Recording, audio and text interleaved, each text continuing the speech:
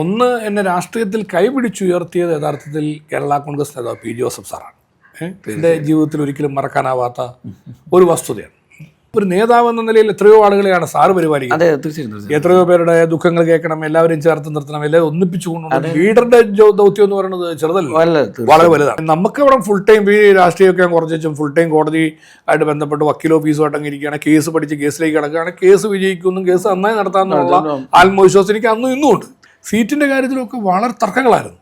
തർക്കങ്ങൾ എന്ന് പറഞ്ഞാൽ എന്നെ സത്യത്തിൽ എനിക്ക് ആ പ്രാവശ്യം സീറ്റിലേക്ക് വരിക എന്നുള്ളത് പി ജോസഫ് സാറിന്റെ ഒരു കരുതലിന്റെ ഭാഗമായിട്ട് മാത്രം കിട്ടിയതാണ്. കെ എം മാണി സാറിന്റെ നേതൃത്വത്തിൽ ഒരു പാർട്ടി, ടി എം ജേക്കബിന്റെ നേതൃത്വത്തിൽ അടുത്ത പാർട്ടി. അപ്പൊ ടി എം ജേക്കബിന്റെ കൂടെ പി എം മാത്യു, മാണി ഗ്രൂപ്പിലായിരുന്നു പി എം മാത്യു. മാണി സാറിനെ വിട്ട് P M Mathew T M ജേക്കബിന്റെ പാർട്ടിയുടെ ചെയർമാനാവുന്നു. അപ്പം മാണി സാറ് LDF 2 ടൈം സ്വതന്ത്രനായിട്ട് നിന്ന പി സി തോമസ്, മുൻ MLA പി സി തോമസ് സാറിനെ, ഞാൻ പറഞ്ഞില്ല എൻ്റെ ഗുരുനാഥൻ ക്ലാസ്, അദ്ദേഹത്തെ പിൻവാതിലിലൂടെ ഒരു റിബൽ കാൻഡിഡേറ്റ് ആയിട്ട് മാണി സാറിന്റെ പാർട്ടി കൊണ്ടുവരാൻ ശ്രമിക്കുന്നു. അപ്പൊ ഇങ്ങനെയൊക്കെ മൊത്തത്തിൽ അവ്യക്തത നിൽക്കുകയാണ്.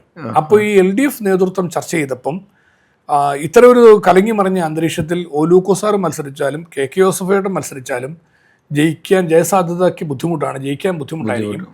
അങ്ങനെയാണെങ്കിൽ ചെറുപ്പക്കാരിൽ നിന്ന് വിദ്യാർത്ഥി പ്രാതിനിധ്യത്തിൽ സീറ്റ് കൊടുത്താൽ കുറച്ചുകൂടെ ജയിക്കാൻ പിന്നെ ഞാൻ നല്ലതായിരിക്കും എന്ന ഒരു കാഴ്ചപ്പാടിലാണ് എൻ്റെ പേര് വരുന്നത്. സത്യത്തിൽ ഇതാണ് സംഭവിച്ചത്. അങ്ങനെ വന്ന് അവസാനം LDF പിന്നെ മോൻസ് ജോസഫ് മത്സരിക്കട്ടെ എന്ന് TK രാമകൃഷ്ണനും വിഷ്ണുചേട്ടനും ഉൾപ്പെടെ എല്ലാവരും അത് സമ്മതിക്കും. KK യോസഫേട്ടനെ സമ്മതിക്കുന്നു. അപ്പൊ KK യോസഫേട്ടൻ പറഞ്ഞു ഒലൂക്കോസ് വയ്ക്കാൻ പാടില്ല. ഒലൂക്കോസ് പറഞ്ഞു KK യോസഫ് പറ്റില്ല. അങ്ങനെ വിഷയങ്ങളും വന്നു. അവര് രണ്ടുപേരും ഒരേ കാലഘട്ടത്തിൽ നിൽക്കുന്ന സമകാലീനരും ശക്തരുമാണ്. രണ്ട് പ്രമുഖ നേതാക്കളാണ്. കേരള രാഷ്ട്രീയത്തിൽ രണ്ട് പ്രമുഖ നേതാക്കളാണ്. നമ്മളൊക്കെ വളരെ ശിശുക്കളായിട്ട് ഇരിക്കുകയുള്ളൂ. അപ്പൊ അവർ രണ്ടുപേരും മാറേണ്ടി വരും. അങ്ങനെ ഒഴിവായപ്പോഴാണ് party chairman P Joseph sir ഇതിനകത്ത് ഈ ഒരു സാർ എപ്പോഴും ഒരു പിന്നെ എന്താണ് ഈ ജയസാധ്യത പരിശോധന പൊതുവെ നടത്താറുണ്ട്. എല്ലാം ശരിയാവണമെന്നില്ല, എങ്കിലും നടത്താറുണ്ട്. അങ്ങനെ നടത്തിയ കൂട്ടത്തിൽ ഈ കടുത്തുരുത്തിയുമായി ബന്ധപ്പെട്ട് അവിടുത്തെ ചർച്ചുമായി ബന്ധപ്പെട്ട് ഉള്ള എല്ലാവരും പറഞ്ഞ അഭിപ്രായം എൻ്റെ പേരാ. എന്റെ കടുത്തുരുത്തി പള്ളി വികാരിച്ചൻ ഉൾപ്പെടെ പി ജോസഫ് സാറെ നേരിട്ട് വിളിച്ചിരുന്നു. നന്ദിനോട് പറഞ്ഞില്ല, പക്ഷെ ഞാനത് അറിയണമില്ല. ഏതായാലും അദ്ദേഹം നേരിട്ട് വിളിച്ച് കടുത്തുരുത്തി ജയിക്കണമെങ്കിൽ മോൻസിന് സീറ്റ് കൊടുക്കണം എന്ന നിലയിൽ പറഞ്ഞു. ജയിക്കണമെന്ന് ഞങ്ങൾക്കെല്ലാം ആഗ്രഹമുണ്ട്, പിന്നെ ചെറുപ്പക്കാരന് സീറ്റ് കൊടുക്കുന്നതാണ് നല്ലത് എന്നൊക്കെ പറഞ്ഞ് വിവിധ തലങ്ങളിൽ നിന്ന് ജോസഫ് സാറിനോട് ആളുകൾ അഡ്വൈസ് ചെയ്തിട്ടുണ്ട്. സാറുമായി ബന്ധപ്പെട്ട കുടുംബാംഗങ്ങളും മറ്റുമൊക്കെ ഒത്തിരി പേര് ആ മണ്ഡലത്തിലുണ്ട്, സമീപ മണ്ഡലങ്ങളിലുണ്ട്. ഇപ്പോൾ പാല, വൈക്കം അങ്ങനെ ചുറ്റുപാടുകളിലുണ്ട്. അങ്ങനെ ഇവരുടെ എല്ലാവരുടെയും കൂടി ഒരു നിർദ്ദേശങ്ങളെല്ലാം വെച്ചിട്ടാണ് അന്ന് പി ജോസഫ് സാറ്, പിന്നെ ഡോക്ടർ KC ജോസഫും അതിനകത്ത് താല്പര്യത്തോടു കൂടി വന്ന ഒരു സാഹചര്യങ്ങളുണ്ട്. ഇതെല്ലാം വെച്ചിട്ട് അന്ന് പാർട്ടി സ്ഥാനാർത്ഥിയായിട്ട് എന്നെ പ്രഖ്യാപിക്കുന്നു. അപ്പോൾ ഈ സീറ്റ് കിട്ടിയപ്പം നമുക്ക് എന്താ പറയണേ, ഈ കൈവിട്ട കളിയാന്ന് പറഞ്ഞ പോലെ നമ്മളിങ്ങനെ ആദ്യമായിട്ട് നിയമസഭ MLAക്ക് മത്സരിക്കാൻ ഇറങ്ങുള്ളൂ. പക്ഷെ എനിക്ക് ഇപ്പോഴും വിശ്വസിക്കാൻ കഴിയാത്ത പോലെ ഒരു വലിയ സന്തോഷമാണെന്ന് വെച്ചാൽ ഈ ഞാൻ അപ്പം അന്ന് അവിടെ കൊണ്ട് നോമിനേഷൻ കൊടുക്കാനായിട്ട് അപ്പം എല്ലാവരും കൂടി നോമിനേഷൻ കൊടുക്കുക. നോമിനേഷൻ കൊടുത്തതിന് ശേഷം ധാരണയാവുന്നത്. അപ്പം ഏതായാലും എന്നെ പാർട്ടി പ്രഖ്യാപിച്ചുകൊണ്ട് ലൂക്കോസ് സാർ കൊടുത്തില്ല, KK യോസഫേട്ടൻ നോമിനേഷൻ കൊടുത്തു, PC തോമസ് സാർ കൊടുത്തു, PM മാത്യു കൊടുത്തു. ഇവരെല്ലാം വണ്ടിയിൽ വന്ന് കൊടുത്തിട്ട് പോയത്. ഞാൻ ഏതായാലും എന്നെ പ്രഖ്യാപിച്ചപ്പം എന്നോട് എല്ലാവരോടും കൂടി പറഞ്ഞു നമുക്ക് ഏതായാലും പ്രകടനമായിട്ട് പോയി കൊടുത്താമെന്ന്. അന്ന് ഈ പ്രകടനമായിട്ട് നോമിനേഷൻ കൊടുക്കുന്ന ഒരു രീതിയുണ്ട്. അപ്പോൾ കടുത്തുരുത്തി ജംഗ്ഷനിൽ നിന്ന് നമ്മുടെ സെൻട്രൽ ജംഗ്ഷനിൽ നിന്ന് എല്ലാവരോടും ഒത്തുകൂടാൻ പറഞ്ഞു. അങ്ങനെ പൊതുവായിട്ടൊരു അനൗൺസ്മെൻറ്റ് കൊടുത്തു. രാവിലെ 9-10 മണി ഏതാണ്ടായപ്പോൾ ഞാൻ വീട്ടിൽ പ്രാർത്ഥിച്ചിട്ട് വീട്ടിൽ നിന്ന് ഇറങ്ങി കടുത്തുരുത്തി ടൗണിലോട്ട് വരുമ്പോൾ ഒരു പുരുഷാരം കടുത്തുരുത്തി ടൗണിൽ നിൽക്കുകയാണ്. വലിയൊരു ജനാവലി നിൽക്കുകയാണ്. അത് കേരള കോൺഗ്രസിന്റെ മാത്രമായിട്ട് കൊടുക്കുക എന്ന് ഓർക്കണം. കാരണം ഒറ്റയ്ക്ക് പാർട്ടി കൊടുക്കാൻ തീരുമാനിച്ചു. അങ്ങനെ നിൽക്കുന്നിടത്ത് കേരള കോൺഗ്രസ് നമ്മുടെ ആളുകളെല്ലാം ഉണ്ട്. അല്ലാതെ ആ നാടൊട്ടാകെയുള്ളൊരു ജനങ്ങൾ എന്നോട് സ്നേഹമുള്ളവരും സ്നേഹം പുതുതായിട്ട് പ്രകടിപ്പിക്കുന്നവരും ഈ ആ വന്നതിലുള്ള സന്തോഷവും എല്ലാം വെച്ച് പ്രായം ചെന്നവരൊക്കെ ഉൾപ്പെടെ മൊത്തം ആളുകൾ വന്ന് നിന്ന് നമ്മളെ കൊണ്ട് നെഞ്ചിലേറ്റി കൊണ്ടുപോരും. അങ്ങനെ പ്രകടനമായിട്ടങ്ങ് പോയി നോമിനേഷൻ കൊടുക്കുന്നു. അപ്പം തന്നെ നമുക്കൊരു പോസിറ്റീവ് എനർജി നമുക്ക് വന്നു. നമ്മൾ ആളുകളുടെ പിന്തുണ നമുക്കുണ്ടെന്നുള്ളത് ഉറപ്പായി. ഏതായാലും പിന്നെ ആ ഇലക്ഷൻ പോരാട്ടം 15,500 വോട്ടിന്റെ ഭൂരിപക്ഷം ജയിക്കു വെച്ചു. ആ സ്നേഹം ഇപ്പോഴും കടുത്തുരുത്തിക്കാർ തന്നോണ്ടിരിക്കും. തീർച്ചയായിട്ടും. രണ്ടാമത്തെ ടൈം ഞാൻ പരാജയപ്പെട്ടു. സത്യത്തിൽ രണ്ടാമത്തെ ടൈം ഞാൻ ഒരു 16 വോട്ട് ജയിക്കേണ്ടതാണ്. കാരണം അതുപോലെ വികസന പ്രവർത്തനം മണ്ഡലത്തിൽ നടത്തിയ കാര്യമായിട്ടൊന്നും നടക്കാത്തൊരു മണ്ഡലമായിരുന്നു കടുത്തുരുത്തി. അവിടെ നല്ല റോഡില്ല, നല്ല സ്ഥാപനങ്ങളൊന്നുമില്ല. കടുത്തുരുത്തിക്ക് ഒരു പരിഗണനയും കാര്യമായി കിട്ടിയിട്ടില്ല. സാധാരണ ഗതിയിലുള്ള വികസനങ്ങളൊക്കെ ഉണ്ടായിട്ടുണ്ട്. എന്നാൽ കടുത്തുരുത്തിയെ നമ്മൾ നല്ല നിലയിലുള്ളൊരു വികസനത്തിലേക്ക് കൊണ്ടുവരാൻ വേണ്ടി ഉള്ള പരിശ്രമത്തിൽ ആദ്യത്തെ 5 വർഷം, അപ്പം അന്ന് എനിക്കൊരു ദൈവാനുഗ്രഹം കൂടെ കിട്ടി. പി ജോസഫ് സാറ് PWD മന്ത്രിയായി, വിദ്യാഭ്യാസ വകുപ്പ് മന്ത്രിയായി, ഇ.കെ. നായനാർ മുഖ്യമന്ത്രിയായി ഗവൺമെന്റ്. അപ്പം നമുക്ക് എല്ലാ നിയമസഭയിൽ ഏറ്റവും പ്രായം കുറഞ്ഞ MLA ഞാൻ. അപ്പൊ എനിക്ക് എല്ലാ മന്ത്രിമാരുടെ ആ കാലഘട്ടത്തിൽ സമകാലികരാരൊക്കെയായിരുന്നു സാർ? ഇടതുപക്ഷത്തിലാണെങ്കിലും അല്ല, അന്നും ഇ.കെ. നായനാർ മന്ത്രിസഭയിൽ പ്രഗത്ഭന്മാരിലെ മുഴുവൻ ബേബി ജോൺ സാറാണ്. പിന്നെ ജലവകുപ്പ് ധനകാര്യമന്ത്രി Sivadas Menon, P Joseph sir PWD and education, പിന്നെ നമ്മുടെ വി കെ രാജൻ തൃശ്ശൂർ എന്നുള്ള അദ്ദേഹമായിരുന്നു കൃഷി വകുപ്പ് മന്ത്രി, അദ്ദേഹം മരിച്ചുപോയി. അപ്പൊ അങ്ങനെ പ്രഗത്ഭന്മാരുടെ, കേരള രാഷ്ട്രീയത്തിലെ പ്രഗത്ഭന്മാരുടെ ഒരു നിരയാണെന്ന് ഗവൺമെന്റിലുള്ളത്. കെ കരുണാകരനും AK ആറിനും Oommen Chandy പ്രഗത്ഭന്മാരുടെ, R Balakrishna Pillai, TM Jacob, KM Mani sir, എത്ര വൻനിര വേറെ. പഴയ നിയമസഭാ മന്ദിരത്തിലാണ്. ഇനി 96 ആദ്യം MLA വരുമ്പം നമ്മുടെ സെക്രട്ടേറിയറ്റിനകത്തുള്ള പഴയ നിയമസഭാ മന്ദിരത്തിലാണ് അപ്പ നിയമസഭ. ഞങ്ങൾ ആദ്യത്തെ 3 വർഷം അവിടെയാണ്. അത് കഴിഞ്ഞാണ് നമ്മുടെ പുതിയ നിയമസഭാ മന്ദിരത്തിലേക്ക് 2000 ആണ്ടിൽ മാറുന്നത്. അങ്ങനെ 2001 തെരഞ്ഞെടുപ്പിൽ പരാജയപ്പെടാനിടയായി. സത്യത്തിൽ നമ്മൾ ജയിക്കേണ്ടതാണ്. എൻ്റെ പൈസ ഇല്ലാതെ പോയി. ലാസ്റ്റ് ആയപ്പോഴത്തേക്ക് ഇലക്ഷൻ വർക്കിന് പോലും പൈസ ഒന്നുമില്ല. കാരണം പക്ഷെ എന്നാൽ ഈ പല കാരണങ്ങളാൽ ആളുകൾ ഇങ്ങനെ നമ്മളെയൊക്കെ അങ്ങോട്ട് തെറ്റിദ്ധരിച്ച്, പിന്നെ ഈ ഭയങ്കരമായ ഒരു ഇടതുപക്ഷ വിരുദ്ധ തരംഗവും അന്ന് അങ്ങനത്തെ ഒരുപാട് പ്രശ്നങ്ങൾ. 2001 എന്ന് പറയുന്നത് വളരെ, എനിക്ക് തോന്നുന്നു കേരളത്തിന്റെ ചരിത്രത്തിൽ ഏറ്റവും വലിയ വിജയം ഉണ്ടായത്. 100 സീറ്റിലധികം കിട്ടിയ AK ആന്റണിയുടെ ഗവൺമെന്റ് വരുന്നൊരു കാലഘട്ടം. അപ്പൊ അത് അങ്ങനെ നിൽക്കുന്നതിനകത്ത് ഞങ്ങളൊക്കെ പരാജയം. ആ ഒരു തരംഗത്തില് കടുത്തുരുത്തിയും കൈവിട്ടു. അതെ, എങ്കിലും കടുത്തുരുത്തി ജയിക്കാവുന്നതാണ്. പക്ഷെ അവിടെ ഞാൻ ഈ പറഞ്ഞ പോലെ പ്രാദേശികമായി ഞങ്ങൾക്ക് കുറെ കാര്യങ്ങളൊക്കെ കോൺസെൻട്രേറ്റ് ചെയ്ത് ചെയ്യാൻ പറ്റാവുന്നതും, ഞങ്ങളോടൊപ്പം നിൽക്കേണ്ട കുറെ ആളുകൾ അട്ടിമറിക്കപ്പെട്ടതും, അങ്ങനെയുള്ള കുറെ പ്രശ്നങ്ങൾ വന്നു. ഏതായാലും ഞാൻ പിന്നീട് ഈ പരാജയത്തിന് ശേഷം എൻ്റെ ജീവിതത്തിൽ വളരെ വലിയൊരു വഴിത്തിരിവ് വേറെ ഉണ്ടായി. 2001 നിയമസഭാ തെരഞ്ഞെടുപ്പിൽ നിശ്ചയമായിട്ടും ജയിക്കും എന്ന നിലയിലാണ് തെരഞ്ഞെടുപ്പ് പ്രവർത്തനങ്ങൾ മുന്നോട്ട് പോയത്. ഞങ്ങളെല്ലാം കണക്കൂട്ടിരുന്നു. നിർഭാഗ്യവശാൽ പരാജയപ്പെട്ടു. പക്ഷെ പരാജയത്തെ തുടർന്ന് ഒരിക്കലും വിശ്വസിക്കാൻ കഴിയാത്തൊരു പരാജയമാണ്. അപ്പോൾ അത് ഞാൻ എത്ര ആലോചിച്ചിട്ട്, കാരണം ഇത്രയേറെ ആത്മാർത്ഥതയോടെ ജനങ്ങൾക്ക് വേണ്ടി പ്രവർത്തിച്ചിട്ട് ഒരു MLA മണ്ഡലത്തിൽ ഇതുപോലെ നിറഞ്ഞു നിന്ന് പ്രവർത്തിക്കാൻ, മുഴുവൻ സമയം ജനങ്ങൾക്ക് വേണ്ടി നിൽക്കാൻ, നാട്ടിൽ ഇത്രയേറെ സംരംഭങ്ങൾ, സ്ഥാപനങ്ങളൊക്കെ കൊണ്ടുവരാൻ ഒക്കെ കഴിഞ്ഞിട്ടും ഞാനന്ന് കടുത്തുരുത്തിയിൽ PWD ഓഫീസ് കൊണ്ടുവന്നു, വാട്ടർ അതോറിറ്റിയുടെ ഓഫീസ് കൊണ്ടുവന്നു. അതുപോലെ തന്നെ കടുത്തുരുത്തി വിദ്യാഭ്യാസ ജില്ല പ്രഖ്യാപിച്ചു. കടുത്തുരുത്തി നിയോളത്തിൽ ഒട്ടാകെ മുഴുവൻ സ്ഥലത്തും ഹയർ സെക്കൻഡറി സ്കൂളുകൾ. ഇപ്പൊ +2 പഠിക്കാൻ കുട്ടികൾക്ക് നിയോളത്തിൽ 11 പഞ്ചായത്തിലും ലാവിഷ് സൗകര്യം അത് നമ്മൾ ഏർപ്പെടുത്തി. കടുത്തുരുത്തിയിൽ പോളിടെക്നിക് കൊണ്ടുവന്നു, എഞ്ചിനീയറിംഗ് കോളേജ് കൊണ്ടുവന്നു, കിടങ്ങൂരില് പെരുവയിൽ ഗവൺമെന്റ് IT കൊണ്ട്, പിന്നെ നീടൂർ അപ്ലൈഡ് സയൻസ് കോളേജ്. ഇങ്ങനെ സ്ഥാപനങ്ങളുടെ ഒരു വൻ നിരയാണ്. ഇതെല്ലാം നമ്മൾ ചെയ്തിട്ടും നമ്മളെ ആളുകൾ ജയിപ്പിച്ചില്ലല്ലോ, സഹായിച്ചില്ലല്ലോ എന്നത് ഒരു വിഷമായിരുന്നു. അപ്പം ഞാനതുകൊണ്ട് പിന്നെ ഇനി എത്രയും പെട്ടെന്ന് ഹൈക്കോടതിയിൽ പ്രാക്ടീസ് ആരംഭിക്കുക എന്ന തീരുമാനം ഞാൻ വ്യക്തിപരമായിട്ട് ആദ്യത്തെ ദിവസം തന്നെ എടുത്തു. വളരെ വിചിത്രമായൊരു സംഭവം. ഞാനിത് തീരുമാനം എടുത്തപ്പോൾ കടുത്തുരുത്തിയിൽ എനിക്ക് എൻ്റെ പ്രവർത്തകർക്കൊന്നും ഇത് സഹിക്കാൻ പറ്റുന്ന കാര്യമല്ല. നമ്മൾ ഒരിക്കലും പ്രതീക്ഷിക്കാത്ത അപ്രതീക്ഷിതമായൊരു തോൽവിയാണ് വരുന്നത്. അപ്പോൾ പ്രവർത്തകർ മുഴുവൻ കൂടി അവിടെ പിന്നെ വീടിൻ്റെ അവിടെ വന്ന് കൂടുന്നു ആളുകളെല്ലാം. അപ്പം ഞാൻ അന്ന് രാത്രി തന്നെ, അപ്പം നമ്മുടെ ആളുകളോടൊക്കെ ഞാനൊന്ന് പൊതുവായിട്ട് പറഞ്ഞ് ആശ്വസിപ്പിച്ച് അതിനുശേഷം ഞാൻ പിന്നെ അവിടെ നിന്നാൽ ഇങ്ങനെ വെളുക്കുള്ള ആളുകളുടെ ഈ സങ്കടം കേൾക്കാനായിട്ട് നമ്മളവരോട് പ്രത്യേകിച്ച് ഒന്നും പറയാനില്ല. അപ്പം ഞാൻ എല്ലാവരോടും ഒന്ന് പൊതുവായിട്ട് ഞാൻ പറഞ്ഞു. അതിനുശേഷം ഞാൻ പറഞ്ഞു, നമുക്ക് എന്തായാലും ഞാൻ നാളെ തന്നെ വേളാങ്കണ്ണിക്കൊന്ന് പോകും, പോയ ശേഷം മടങ്ങി വന്നിട്ട് കാണാമെന്ന് പറഞ്ഞു. അതുവരെ നിങ്ങൾ എല്ലാവരും ഒന്ന് ശാന്തമാകാൻ പറഞ്ഞു. നമുക്കൊന്ന് എന്തായാലും നമ്മൾ തോറ്റു സാറേ എന്ന് പറഞ്ഞ ആളുകളെ ആശ്വസിപ്പിച്ച് ഞാൻ നേരെ ചേർത്തല വൈഫ് ഹൗസിലോട്ട് പോയി. അപ്പം ഞാൻ ചേർത്തല വൈഫ് ഹൗസിൽ ചെന്ന് കയറുന്ന സമയത്ത്, അപ്പം ഇന്ന് നമുക്ക് ഈ മൊബൈലില്ലല്ലോ.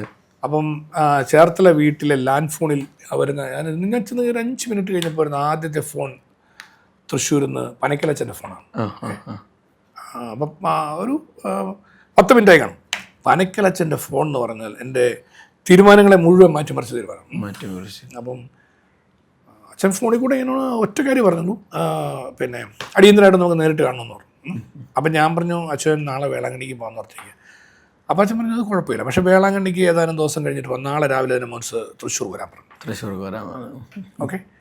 അപ്പം ഞാനത് സമ്മതിച്ചു. അപ്പം ആദ്യം ഞാൻ പറഞ്ഞു, അച്ഛൻ എന്തിപ്പം വന്നിപ്പോൾ പ്രാർത്ഥിക്കാനും ഒക്കെ പറ്റുന്ന ഒരു മാനസികാവസ്ഥയല്ലോ. അപ്പം അതുകൊണ്ട് ഞാൻ പറഞ്ഞു, കുറച്ച് കഴിഞ്ഞ് നമുക്ക് നോക്കാം, അതൊന്നും അല്ലെന്ന് പറഞ്ഞു. മാനസികാവസ്ഥയൊക്കെ ഞാൻ നോക്കിക്കൊള്ളാമെന്ന് പറഞ്ഞു. നേരെ വരാൻ പറഞ്ഞു. അപ്പം ഞാൻ പിറ്റേ ദിവസം നേരെ അച്ഛനെ നമ്മളെപ്പോഴും അനുസരിക്കും. അതെ അതെ. അത് പി ജോസഫ് സാറിനും ഏറ്റവും വിശ്വസ്തതയും വിശ്വാസവും ഉള്ള ഒരാളാണ് പനക്കിലച്ചൻ. എല്ലാവരും അതെ. ഇപ്പം ഡിവൈൻ ധ്യാന കേന്ദ്രമായിട്ട് ഞങ്ങൾക്ക് എല്ലാവർക്കും വലിയ ബന്ധമുണ്ട്. അതും ജോസഫ് സാറിലൂടെയാണ് ഞാനുമൊക്കെ കൂടുതൽ കണ്ടിട്ടുള്ളത്. പിന്നെ ഞാൻ എൻ്റെ പള്ളിയായിട്ട് ബന്ധപ്പെട്ട് ഞാൻ ആദ്യ ധ്യാനത്തിന് പോകുന്നതൊക്കെ എൻ്റെ മനസ്സിലുണ്ട്. പലപ്പോഴായിട്ട് അവിടെ ധ്യാനിക്കാൻ ഞാൻ വന്നിട്ടുണ്ട്. അപ്പം അങ്ങനെ ഈ പനക്കിലച്ചൻ്റെ അടുത്ത് വരുമ്പം വളരെ നല്ലൊരു കൗൺസിലിംഗ് അച്ഛൻ നടത്തി. കൗൺസിലിംഗ് എന്ന് പറഞ്ഞാൽ വേറെ ഒന്നുമല്ല, അച്ഛൻ എന്നോട് ചോദിച്ചൊരു ചോദ്യമുണ്ട്.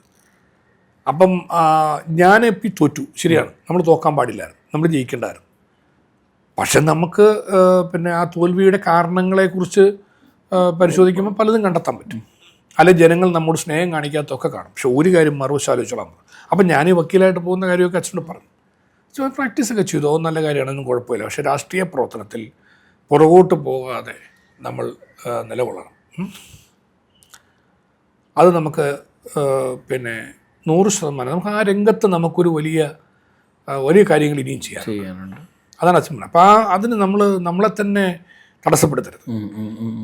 നമുക്ക് ദൈവം തന്നിരിക്കുന്ന ഓരോരുത്തർക്കും ഓരോ തുറവി തന്നിട്ടുണ്ട്. നമുക്ക് ദൈവം തന്നിരിക്കുന്ന ആ ഒരു താലന്തുകളെ നമ്മളായിട്ട് നശിപ്പിക്കാൻ നോക്കരുത്. അപ്പോൾ ഒരു വിധിയെഴുത്തോ ഒരു വിജയപരാജയമോ മാത്രമല്ല ജീവിതത്തിലുണ്ട്. ഇതൊരു ജീവിതം എന്ന് പറയുന്നത് ഒരു തുടർയാത്രയാണ്. അപ്പോൾ അവിടെ നമ്മൾ ഒരു നിമിഷത്തെ ഒരു സംഭവത്തിൻ്റെ പേരിൽ എല്ലാം സ്തംഭിച്ചു, എല്ലാം തീർന്നു എന്ന് കരുതുന്നതിൽ ഒരർത്ഥവുമില്ല. അപ്പോൾ അതുകൊണ്ട് നമ്മൾ ഈ നിമിഷം മുതൽ വീണ്ടും പ്രതീക്ഷയോടും പ്രത്യാശയോടും കൂടി മുന്നോട്ട് പോകണം. അപ്പം അത് നമ്മളെ പ്രതീക്ഷിക്കുന്ന കുറേയേറെ ജനങ്ങളുണ്ട്. ആ ജനങ്ങൾക്ക് നമ്മൾ അവരെ അനാഥരാക്കിയിട്ട് പോകുന്നതിൽ എന്താ അർത്ഥമായിരിക്കണേ? അതെ, തീർച്ചയായിട്ടും. അത് ഒരു പ്രധാനപ്പെട്ട. രണ്ടാമത്തെ കാര്യം അച്ഛൻ ചോദിച്ചു, മോൻസിന് 5 വർഷമെങ്കിലും MLA ആകാൻ അവസരം കിട്ടിയില്ലേ? വളരെ ചെറുപ്പത്തിൽ കിട്ടിയില്ലേ? അത് എത്ര വയസ്സിലാണ് സാർ? ഞാനതെനിക്ക് 30 വയസ്സായി. 30 വയസ്സായി. അപ്പം 28-29 വയസ്സ് 30. അന്ന് നിയമസഭയിൽ ഏതായാലും ഏറ്റവും പ്രായം കുറഞ്ഞ. അപ്പം നമുക്ക് അങ്ങനെ ഒരു അവസരം കിട്ടി. 5 വർഷം MLA ആയിട്ട് പ്രവർത്തിച്ചു. മോൻസിനേക്കാൾ സീനിയറായ എത്രയോ നേതാക്കന്മാർ കേരള കോൺഗ്രസിലുണ്ട്, എല്ലാ പാർട്ടികളിലും ഉണ്ട്. ജീവിതാന്ത്യം വരെ കഷ്ടപ്പെട്ട് നിന്നിട്ടും കയ്യിൽ നിന്ന് കാശും മുടക്കി ഓടിയിട്ട് ഒരു നിയമസഭാ സീറ്റിൽ പഞ്ചായത്ത് മെമ്പർ പോലും ആകാൻ പറ്റാത്ത എത്ര പേരുണ്ടെന്ന് ചോദിച്ചു.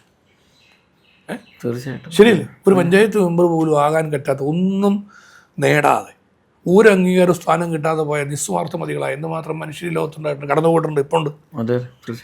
അപ്പോൾ 5 വർഷക്കാലാണേലും മോൻസിൻ്റെ പാർട്ടിയുടെ നേതാവ് പി ജോസഫ് ഒരു സീറ്റ് തന്നു, MLA ആക്കി. ഇനി അടുത്ത 5 വർഷം നമുക്ക് MLA സ്ഥാനം തന്ന ആ പാർട്ടിയോട് നന്ദി കാണിച്ചുകൊണ്ട്, നമുക്ക് മറ്റുള്ളവർക്കൊക്കെ കിട്ടാതെ വന്നപ്പോൾ നമുക്ക് തന്ന സ്ഥാനം തരാൻ തയ്യാറായ പാർട്ടിയെ വളർത്താൻ വേണ്ടി മോൻസ് കേരളോട്ടാണ് ഓടാൻ പറഞ്ഞു. പിന്നെ നമുക്ക് 5 വർഷമുള്ള MLA ആകാൻ അവസരം തന്ന നമ്മളോടൊരു നന്ദികേട് കാണിച്ചു എന്ന് വാക്കിഞ്ഞ് ഉപയോഗിക്കരുത്. ജനങ്ങൾ നന്ദികേട് കാണിച്ചു എന്ന് വാക്കിഞ്ഞ് ഉപയോഗിക്കേണ്ട. അതിന് പകരം 5 വർഷം MLA ആകാൻ അവസരം തന്ന് നമുക്ക് ജനങ്ങൾ നമ്മോട് കാണിച്ച സ്നേഹത്തിന് തിരിച്ച് നന്ദി കാണിക്കാൻ MLA അല്ലാത്ത മോൻസൺ ഇറങ്ങുമെന്ന് പറഞ്ഞു. ഇതാണ് എന്നെ മാറ്റി പറിച്ചത്. ഒന്നും കൂടെ ചിന്തിക്കാൻ, ഒരു വട്ടം കൂടി ചിന്തിക്കാൻ. അതൊന്നും പറഞ്ഞില്ല. MLA ഒരു വട്ടം കൂടി ചിന്തിച്ചു വന്ന്. ഞാനൊന്നും ചിന്തിച്ചില്ല. ഞാൻ അച്ഛൻ്റെ വാക്കിന് വില കൊടുത്തു. ഞാൻ പിന്നെ MLA ആവുന്ന പ്രതീക്ഷ ഉണ്ടല്ലോ. പിന്നെ ആവുന്നുള്ള രാഷ്ട്രീയത്തിൽ ഒരു പ്രാവശ്യം പോയാൽ പിന്നെ നമുക്ക് തിരിച്ചു വരാനൊക്കെ വലിയ പാടാണ്. നമ്മൾ കണ്ടോണ്ടിരിക്കുകയല്ലേ, ഇതൊന്നും ഒരു ഉറപ്പുമില്ല. പക്ഷെ 5 വർഷം ഫ്രീ വർക്കിലേക്ക് പോവാണ്. ഒരു പ്രതീക്ഷയും നമ്മൾ പ്രത്യേകം വെച്ച് പുലർത്തിയിട്ട് കാര്യമൊന്നുമില്ല. കാരണം അത് കടുത്തുരുത്തി പോലുള്ള ഒരു മണ്ഡലത്തിൽ അങ്ങനെ ഒരു ടേം ജയിച്ചതിന് ശേഷം പരാജയപ്പെട്ടാൽ, ജയിച്ചാൽ പിന്നെ നമുക്ക് വീണ്ടും ജയിക്കാനുള്ള അവസരമുണ്ട്. പക്ഷെ ജയിച്ചാൽ തോക്കുന്നുള്ള എന്റെ കാര്യത്തിന് തെളിഞ്ഞല്ലോ. ജയിച്ചാലും തോക്കാലോ, തോക്കിയാലും ആരുടെ കാര്യത്തിൽ പറയാൻ പറ്റുന്നത്? ആരുടെ കാര്യത്തിൽ പറഞ്ഞില്ലേ? കേരളത്തിൽ എല്ലാവർക്കും അത്തരത്തിലുള്ള അനുഭവങ്ങളുണ്ടല്ലോ.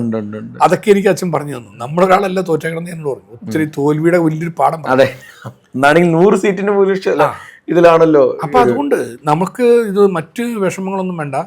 5 വർഷം MLA സ്ഥാനം തന്ന പാർട്ടിയോട് നന്ദി കാണിക്കാനും 5 വർഷം MLA സ്ഥാനത്ത് പ്രവർത്തിക്കാൻ ജനങ്ങൾ അവസരം തന്നതിന് MLA സ്ഥാനം ഇല്ലാതെ തന്നെ അവരുടെ സുഖദുഃഖങ്ങളിലും അവരുടെ ആവശ്യങ്ങളിൽ ഓടിയെത്തുന്ന ഒരു സഹോദരനായിട്ട് മനസ്സ് നയിക്കാൻ പറ്റും. ഞാനതങ്ങോട്ട് അംഗീകരിച്ചു. രസകരമായ കാര്യം, ഞാൻ പോട്ടെ എന്നിട്ട് അച്ഛനോട് പറഞ്ഞു, ഇനി ധ്യാനമൊന്നും കൂട്ടണം, ധ്യാനമൊക്കെ പിന്നെ സമയമുള്ളതൊന്നും കൂടിക്കണത്. എന്നോട് ഇത്രയും കാര്യം പറയണം. തിരുവാനെടുത്ത് ചോദിച്ചു. തിരുവാനെടുത്ത് എന്നാൽ ഞാൻ ധ്യാനമൊന്നും കൂട്ടണമെന്ന് പറഞ്ഞു. വെള്ളങ്ങണി പോണേ പൊക്കോ. പക്ഷെ നാളെ രാവിലെ കടുത്തുരുത്തിയിൽ രാവിലെ 8 മണി മുതൽ കടുത്തുരുത്തി സാധാരണ MLA ആയിരിക്കുമ്പോൾ ഉള്ള പോലെ ഓഫീസ് തുറന്നോളുക, ആളെ കണ്ടോളുക, ബാക്കി പരിപാടികൾ അതുപോലെ ചെയ്തോളാം പറഞ്ഞു. ഞാൻ അച്ഛൻ പറഞ്ഞനുസരിച്ചു. പിറ്റേ ദിവസം അന്ന് രാത്രത്തിന് ഞാൻ വീട്ടിൽ ചെന്നു. പിറ്റേ ദിവസം രാവിലെ മുതൽ എൻ്റെ വീടിൻ്റെ ഓഫീസ് തുറന്നു. സാറിനെ പോലെ തന്നെ നമ്മുടെ ആളുകളെല്ലാം വരും കാര്യങ്ങളിലേക്ക് വന്നു. അന്ന് രാവിലെയുള്ള മരിച്ചിറക്ക് കല്യാണങ്ങളെല്ലാം ഞാൻ കൃത്യമായിട്ടൊക്കെ പങ്കെടുക്കാൻ തുടങ്ങി. അപ്പം ഞാൻ ചെല്ലുമ്പം ആളുകൾ എന്നെ കാണുമ്പോൾ തന്നെ സങ്കടം പറയാം, അയ്യോ മോൻസ് എന്താ സംഭവിച്ചത്, അങ്ങനെ സംഭവിക്കാൻ പാടില്ലായിരുന്നു, എന്താ ഉണ്ടായി എന്നൊക്കെ വെച്ചിട്ടുണ്ടെങ്കിൽ ഇതെല്ലാവരും പറഞ്ഞു നമ്മളത് കുഴപ്പമില്ല, നമ്മുടെ സന്തോഷം, ഇതിനൊരു പരിഭവം ഇല്ലാതെ അങ്ങനെയൊക്കെ പോയി. ഇത് വലിയ ഒരു നിലപാട് മാറ്റം ആളുകളുണ്ടായെന്നുള്ളതാണ്. പിന്നെ ആ മണ്ഡലവുമായി ബന്ധപ്പെട്ട് എനിക്ക് ശേഷം MLA ആയിട്ട് വന്ന പിന്നെ ആളും ഞാൻ MLA സ്ഥാനത്ത് പ്രവർത്തിച്ചതും ജനങ്ങൾ രണ്ടും വിലയിരുത്താനുള്ള ഒരു അവസരം രണ്ടും വിലയിരുത്തിയപ്പം ഒരു കുറച്ച് സമയം കഴിഞ്ഞപ്പോൾ തന്നെ ആളുകൾ തീരുമാനം എടുത്തു, എത്രയും പെട്ടെന്ന് തന്നെ തിരിച്ചു കൊണ്ടുവരിക എന്നുള്ള തീരുമാനം ജനങ്ങൾ തന്നെ അങ്ങ് എടുത്തു. അപ്പം ഞാൻ ലൈവായിട്ട് ആളുകളുടെ കൂടെ പ്രവർത്തനരംഗത്ത് ഉണ്ട് താനും, MLA അല്ലെങ്കിൽ ഞാനുണ്ടല്ലോ. അപ്പോൾ അതുമൊക്കെ ആളുകളുടെ ഇടയിൽ വീണ്ടും ഒരു സ്നേഹം വർദ്ധിക്കാനിടയായി. എന്നെ ഒന്ന് തിരിച്ച് MLA ആക്കണം എന്ന് ആളുകളെല്ലാവരും ആഗ്രഹിച്ചു എന്നുള്ളത് എൻ്റെ ഒരു വലിയ ദൈവാനുഗ്രഹമാണ്. അത് ദൈവം തന്നൊരു കരുണയാണ്, ജനങ്ങൾ കാണിച്ച കരുണയാണ്. ഏതായാലും അതേ തുടർന്ന് 2006 വീണ്ടും MLA സ്ഥാനത്തേക്ക് അതേ മണ്ഡലത്തിൽ അതേ സ്ഥാനാർത്ഥിയുമായിട്ട് ഞങ്ങൾ മത്സരിക്കുന്നു. ഞാൻ വീണ്ടും ജയിക്കുന്നു. അങ്ങനെ ജയിച്ചു വന്നു. ആ ഒരു ടീമിൽ പ്രവർത്തിക്കുമ്പോഴാണ് P. ജോസഫ് സാർ മാറിയപ്പം TU കുരുളച്ചേട്ടൻ വന്നു. TU കുരുളച്ചേട്ടൻ മാറിയപ്പം എനിക്ക് മന്ത്രിസ്ഥാനത്ത് വരാനുള്ള അവസരം കിട്ടി. അങ്ങനെ അവസരം പാർട്ടി തന്നപ്പോൾ തീർച്ചയായിട്ടും ആ സ്ഥാനത്ത് പിന്നെ പരമാവധി കാര്യങ്ങൾ ചെയ്തുകൊണ്ട് പോകാനും ഒക്കെ ആയിട്ട് പരിശ്രമിച്ച് അങ്ങനെ കാര്യമായ ഒരു പ്രവർത്തനം കാഴ്ചവെച്ച് മുന്നോട്ട് പോയി.